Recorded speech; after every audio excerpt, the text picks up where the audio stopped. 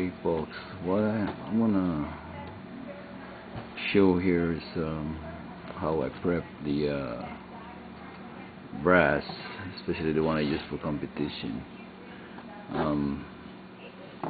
This is a Winchester 7Ws in brass.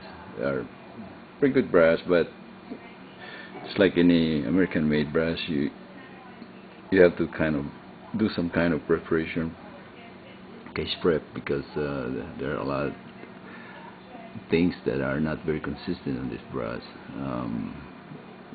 Takes a lot of work to make it more uniform.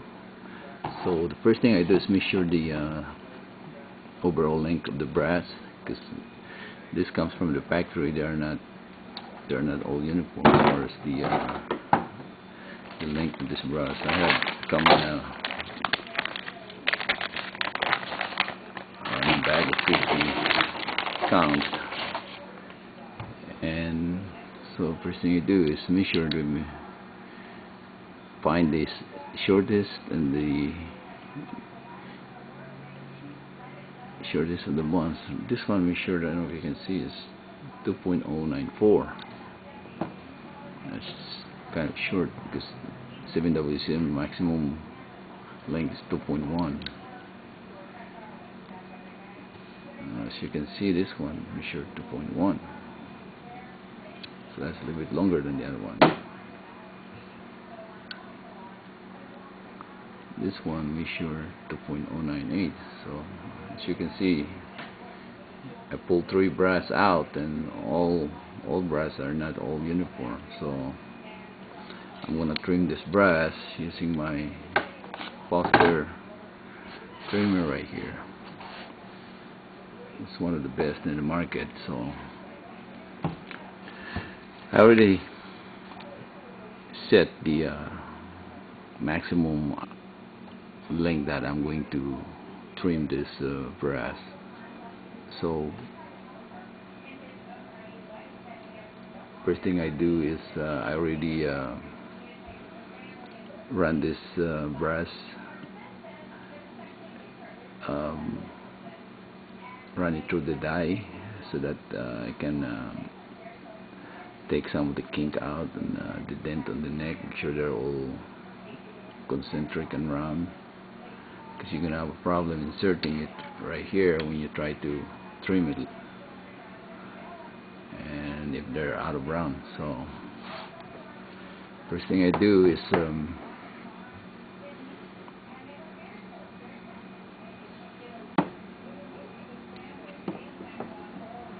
set this thing in the my Foster trimmer, tighten it, the collet right here, hold it, and then turn, and you can see it start cutting the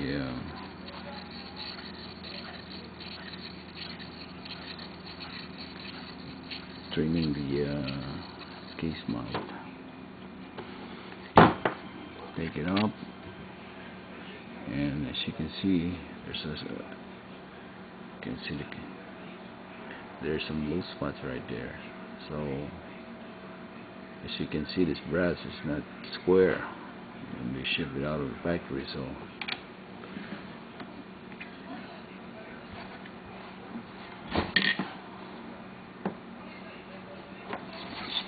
just keep trimming it until the cutter starts.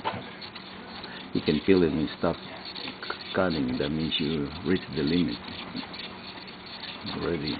So, and I think that's about the limit right there. As you can see now, the case is now square. It's uniform. Remove this brass measure about 2.1. Let's see what's the measurement, the new measurement now. Okay, as you can see, it's 2.094. I set this about to 0.095 to 0.094 because this brass is still has to be fire formed, so either it's going to lengthen or it's going to shorten.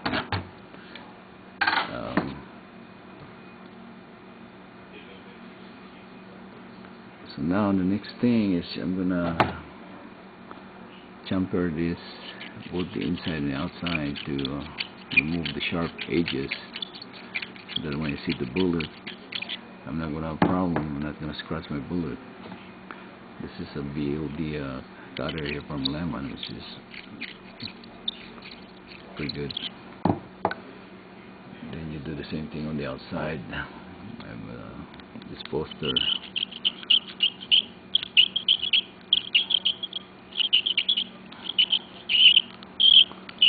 Just take enough. You don't need to take a lot of it because you don't really want to sharpen the edges of this brush right here. You take too much, so just take the sharpness and on the, just feel it. Just a little bit in this one. So I try to do it at an angle like that, just shaving a sharp edge, and I'm not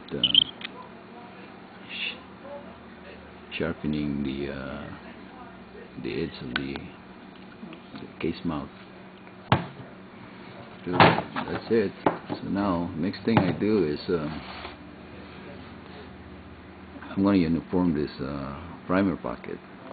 As you can see, I see a little bit tapered, or you know, the American-made brass, they punch these things, they don't drill it, so I could see the dent at the puncher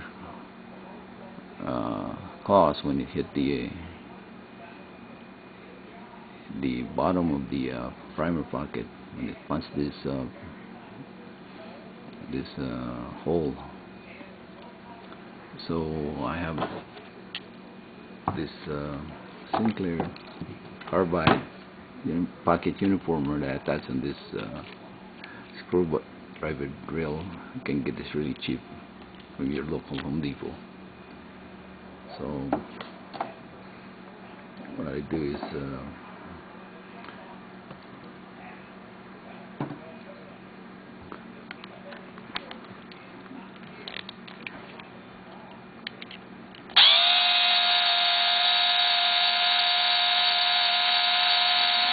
you can feel when you're bottoming out, and as you can see, I removed quite a lot of brass there. And if you notice, I don't know if you can see that the cut is uneven. That tells me that this pocket is not square.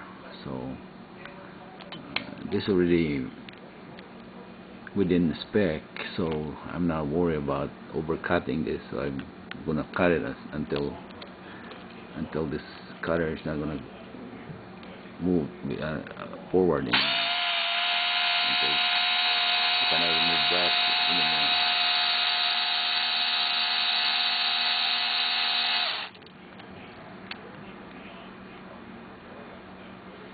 Okay, pretty much clean it up.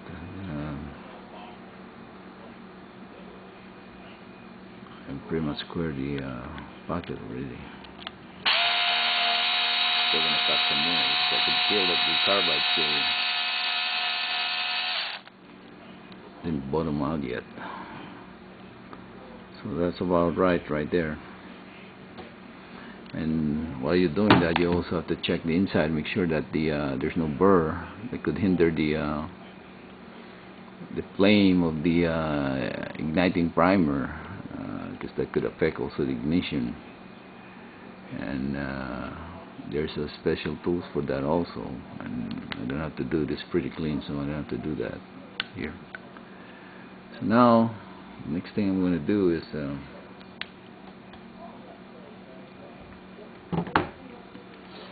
I have these tools to measure the neck the neck thickness.